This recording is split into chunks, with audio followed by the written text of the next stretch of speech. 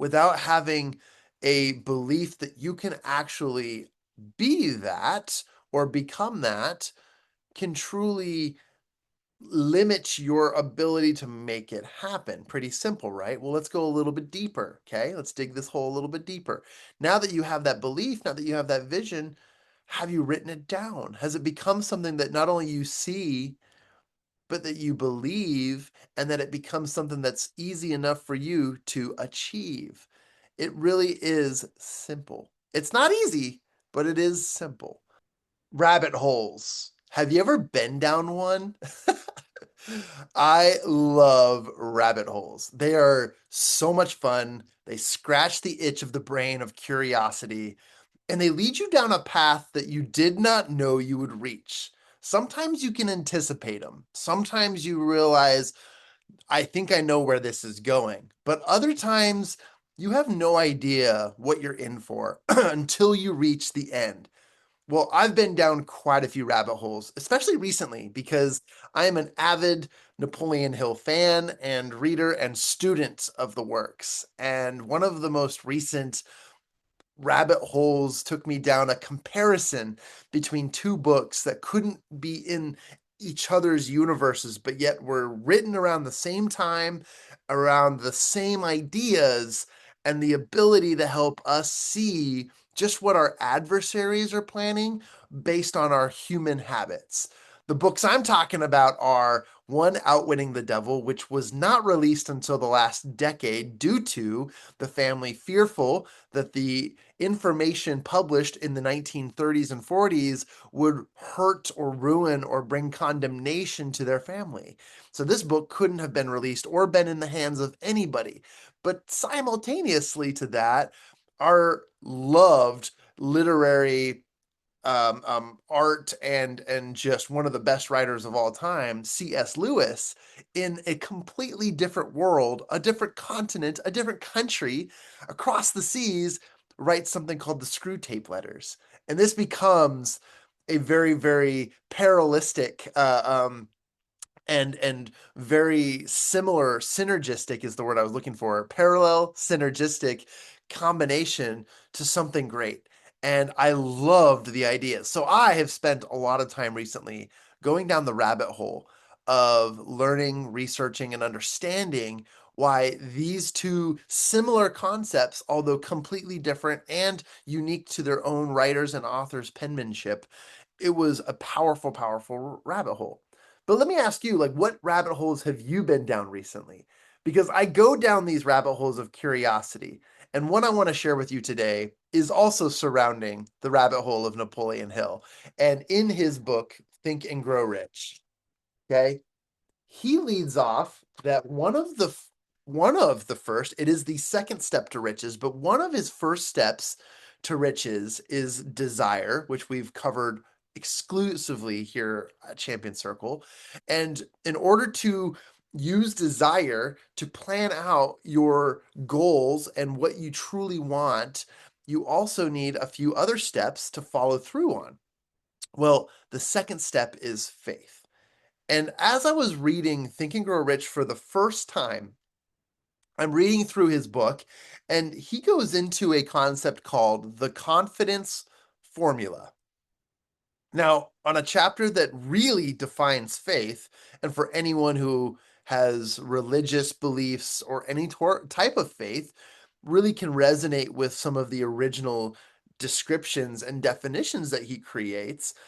But he goes into this transition in teaching something called the self-confidence formula. So this spun me down the spiraling rabbit hole of why would Napoleon Hill teach the confidence formula for self-confidence in his chapter on faith. And I want to read to you that confidence formula, share an example, and then share with you how you too can make faith and confidence a combination of superpowers to help you accomplish your goals. Sound about right?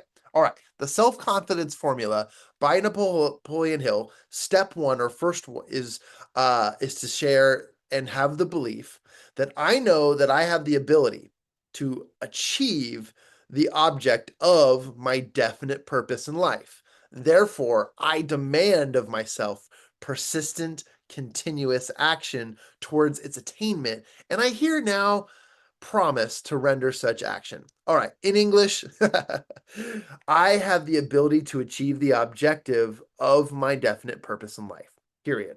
I have the ability to achieve my goals. Number two, the second step to the confidence formula is I realize the dominating thoughts of my mind will eventually reproduce themselves in outward physical action and gradually transform themselves into physical reality. Okay, basically, I realize that my thoughts can become an outward physical action and become reality. All right, the third step to the confidence formula is I know through the principle of autosuggestion, which is the third step to riches, any desire that I persistently hold in my mind will eventually seek expression through some practical means of attaining the object back of it.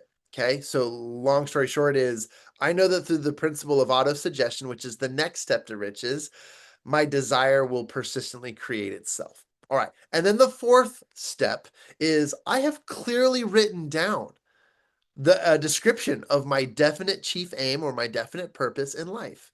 So just by writing down constantly, consistently, and repeatedly your definite aim, what direction you're going, what your purpose is, what your desire is, you will create it. And then finally, the fifth step is I fully realize that no wealth or position can long endure unless built upon truth and justice. Therefore, I will engage in no transaction which does not benefit all whom it affects. In English, essentially, I realize that wealth does not become part of my life until I choose to do only the things that will bring it, right? Only the things that will cause it, okay?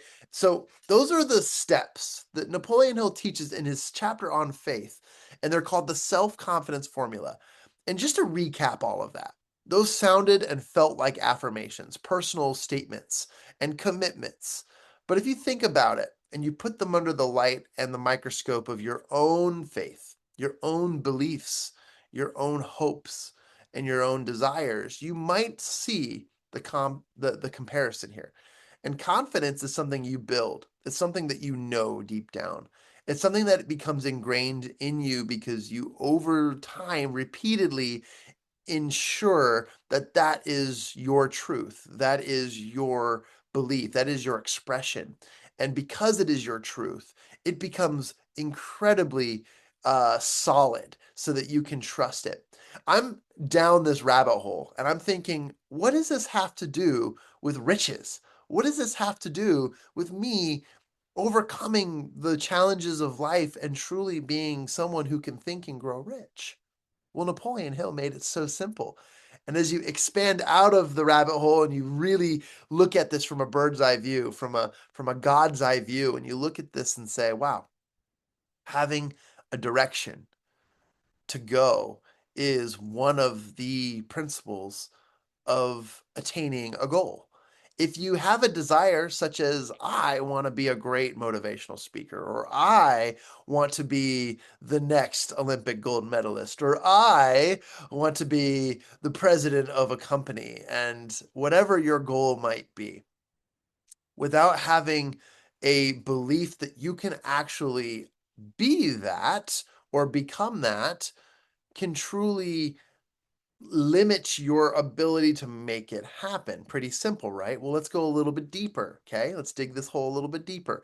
Now that you have that belief, now that you have that vision, have you written it down? Has it become something that not only you see, but that you believe, and that it becomes something that's easy enough for you to achieve? It really is simple. It's not easy, but it is simple.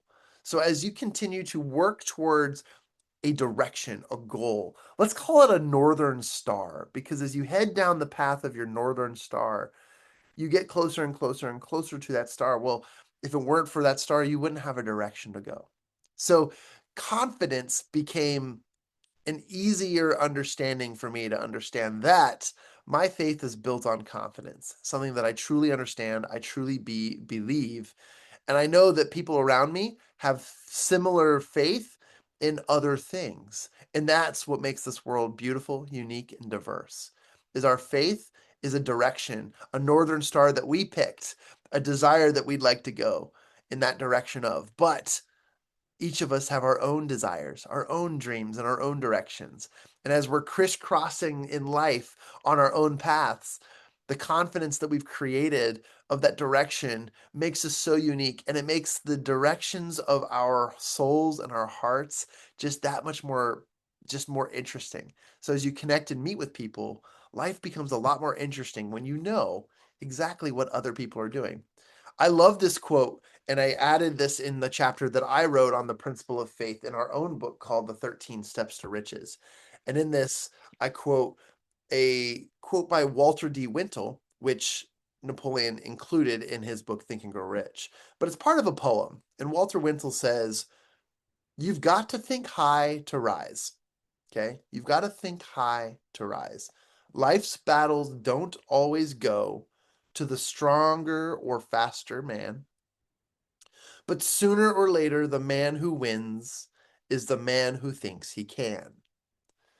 And when you build confidence around the belief that you can win, you have now tapped into a greater level of personal faith and direction. And that star that you're chasing, that direction you're heading, is a lot brighter and the path is more clear.